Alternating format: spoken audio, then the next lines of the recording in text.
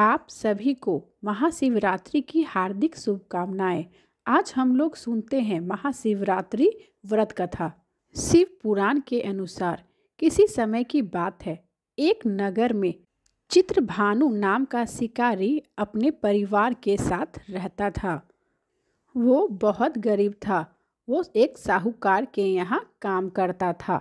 उस पर साहूकार का बहुत ही ज़्यादा कर्ज था जो वो चुका नहीं पा रहा था।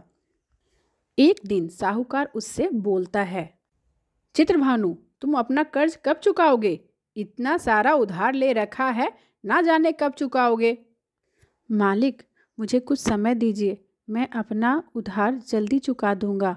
अरे रामू भोला, कहाँ हो तुम लोग? इस चित्रभानु को बंदी बना लो। ये मेरे पैसे लेकर पता नहीं कब लौट आएगा। मालिक, मुझे छोड़ दीजिए। मालिक, मुझे जाने दीजिए। मालिक, मेरे बच्चे मेरे घर पे इंतजार कर रहे होंगे। मालिक, मैं जल्दी आपका पैसा लौटा दूंगा। मालिक, मुझे जाने दीजिए। मालिक। साहूकार ने उसकी एक भी ना सुनी और उसे बंदी बना लिया। उस दिन महाशिवरात्रि का दिन था और वो दिन भर भूखा प्यासा निराहार रहा। शाम को साहूकार उसे छोड़ दिया। चित्रभानु, अभी तो मैं तुम्हें छोड़ रहा हूँ, किंतु मैं तुम्हें एक दिन का समय देता हूँ। कल तक मेरे सारे पैसे वापस कर देना, नहीं तो अच्छा नहीं होगा। चित्रभानु उसी हाल में जंगल चला जाता है। उसने सोचा, अगर कोई शिकार मिल जाए तो मैं शिकार कर लूंगा। जंगल में उसे रात हो जाती है, किंतु उसके हाथ कुछ नहीं लगता। वो एक तालाब के पास एक पेड़ के ऊपर चढ़कर बैठ जाता है। वो पेड़ कोई और पेड़ नहीं बल्कि बेल का वृक्ष था। वो एक कमंडल में पानी लेकर ऊपर बैठ जाता है। उस पेड़ के नीचे एक शिवलिंग था जो बेल पत्रों से ढका हुआ था। उस चित्रभानु को ये कुछ भी पता नहीं था कि नीचे शिवलिंग है, क्योंकि शिवलिंग बेलपत्र से ढका हुआ था। उसने दिन और रात कुछ नहीं खाया, जिससे अनजाने में उससे महाशिवरात्रि का व्रत हो जाता है। रात और होने लगी। एक हिरनी तालाब में पानी पीने आई। वो गर्भवती थी। उधर हिरनी को देखकर चित्रभानु ने धनुष पर तीर चढ़ाया। उसके धक्के से थोड़ा पानी और कुछ बेलपत्र जाकर शिवलिंग पर गिर पड़े। तभी उस हिरनी की भी नजर उस शिकारी पर पड़ गई। तब हिरनी ने चित्रभानु से कहा, मेरे पेट में बच्चा है और ये बच्चा जल्द ही होने वाला है। मुझे छोड़ दो। मैं अपने बच्चे को जन्म देकर फिर से इस स्थान पर आ जाऊंगी। तब तुम मेरा शिकार कर लेना। अभी शिकार करोगे तो तुम मेरे बच्चे को भी मार डालोगे। शिकारी उसकी बात मान जाता है और हिरनी को जाने देता है।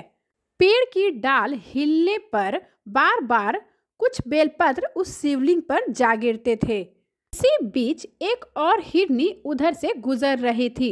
भानु उसे देखकर फिर से अपने धनुष पर तीर लगाता है। तब फिर से वो हिरनी बोलती है, मुझे छोड़ दो, मुझे जाने दो। मैं अपने पति को ढूंढ रही हूँ।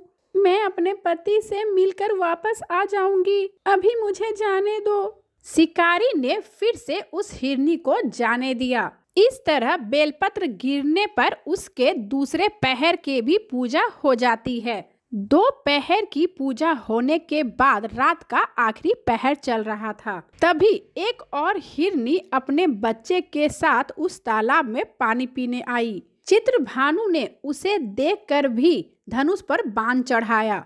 उसके इस कर्म में फिर से धक्का लगने के कारण कुछ पानी और बेलपत्र फिर से शिवलिंग पर जा गिरते हैं। इस तरह उसके आखिरी पहर की भी पूजा संपन्न हो गई।